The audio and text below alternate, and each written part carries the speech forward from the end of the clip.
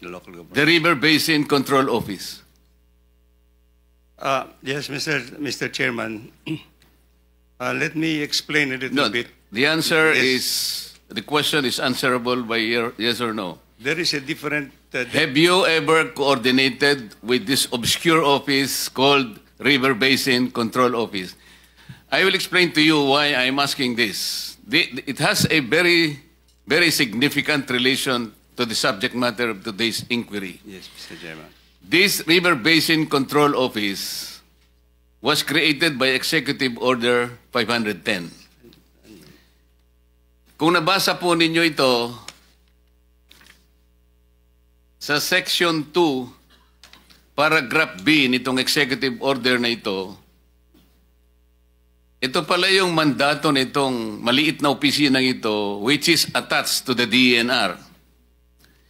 Together with the Department of Public Works and Highways and the National Disaster Coordinating Council, develop a national master plan for flood control by integrating the various existing river basins and developing additional plan for components as needed. Isipin po natin, kaya sabi ko po sa inyo kanina, kahit 100 river basin ang babanggitin nyo sa amin, until and unless they are integrated with one another, which is the mandate of this office, walang mangyayari. Bakit po in the entire equation, in the entire continuum of this problem, bakit hindi man lang nagsasurface itong opisinang ito? Where is it? And why is it? Siya pala yung merong mandato. Ngayon lang natin nalaman. Hanggat hindi po kayo nagko-coordinate, hindi po kayo pala yung regulator. Meron pang isang Executive Order number 816. Sabi po niya rito, referring again to the River Basin Control Office. Whereas, sabi niya, the integration and harmonization of various government mandates and resources. Kasama na po kayong lahat dyan. In the provision of safe and clean water supply and effective flood control management for the entire country is emphasized in the medium-term development plan. Ang laki pala ng mandato nitong opisinang ito. Bakit po, Mr. Director General, did we invite the representative from this office? Kumbaga, yung palang susi ng lahat ng ito. Gawa na kayo ng gawa ng project, DPWH.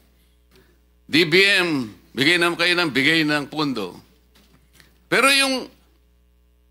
yung opisina na mayroong pananagutan na nai-integrate, i-connecta lahat ng inyong ginagawang flood control. Natutulog pala. Hindi pala nyo kinukonsultan. Hindi pala kayo magkakakilala. So talaga pong walang mangyayari sa lahat ng project. Dito po, matibay na po ang kawalan po ninyo ng coordination dito. Bakit po nagkaganon, Secretary? Why is it that we have already seen, as of today, there is no semblance of coordination with this office? Why? Unfortunately, Your Honor, I think this is one of the challenges that we have to face.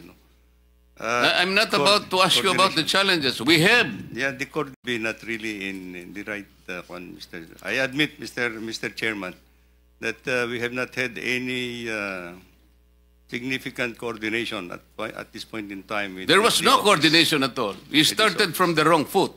Kaya po pala ganito ang nangyayari. In the next hearing, we would like to know from this office, bakit po sa kabila ng lahat na ito pala ang kanyang pinakamandato, hindi niya nakuwang i-coordinate sa DPWH, sa DBM, and all agencies na may kinalaman para solusyonan ang pagbaha sa bansang ito. Siya yung nawawala sa the entire question. Kasi po, Mr. Secretary, itatanong ko pa sa kanya sana kung nandito siya. How do you classify the rivers in this country? Meron tayong national rivers, meron po tayong municipal rivers. Is that correct? That's correct, Your Honor. We have 18 major river basins, as I initially pointed out. we have 403 principal rivers all over the country, and I think we have more than 4,000 small rivers, tributaries to the principal rivers. Not mentioning actually, of course, Mr. Chairman. Yes, Mr. Secretary, this is important because one by one, we will be able to look into the significance why we're supposed to see the difference between the national and the municipal rivers. Yes, Mr. Chairman. Yung mga national rivers po, ito yung jurisdiction ng national office. Yeah, Am I correct? correct, Mr. Chairman. Yung municipal rivers, ano po ang, di ba LGU ito? That's correct, Mr. Chairman. Ngayon, ito po yung pinanggagalingan ng katakot-takot na corruption. I will tell you, palagay ko alam mo na rin naman ito. Kung minsan po, at pangkaraniwan, hindi lang minsan, pangmaramihan na to, para sa ganon, makakuha sila ng project. Kasi wala namang project ang LGU. Wala siyang pondo eh.